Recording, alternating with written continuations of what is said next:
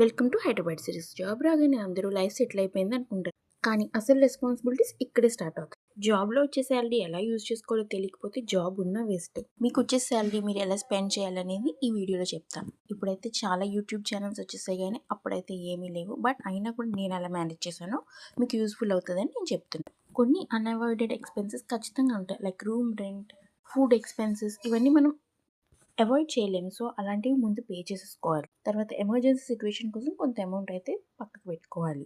అందులో first insurance. Corporate insurance అనేది చాలా యూస్ఫుల్.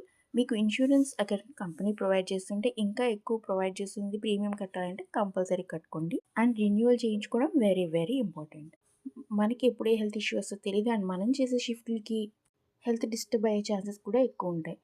సో వెల్ ప్రిపేర్డ్గా మనం ఇన్సూరెన్స్ చేయించుకొని పెట్టుకోవాలి. అండ్ మన డిపెండెన్స్కి కూడా చేయించుకోవడం చాలా చాలా ఇంపార్టెంట్. మనం థౌజండ్స్లో ప్రీమియం కడితే ల్యాక్స్లో కవరేజ్ వస్తుంది, సో నెగ్లెక్ట్ చేయకండి. తర్వాత అమౌంట్ సేవింగ్స్ దాచుకోండి. మిగిలిన అమౌంట్ ఏదైనా స్కిల్ నేర్చుకోవడానికి ఉపయోగించుకోండి. అప్పుడప్పుడు కొద్దిగా అమౌంట్ చిల్ అవ్వడానికి ఉపయోగించుకోండి, కానీ వృధా చేయకండి.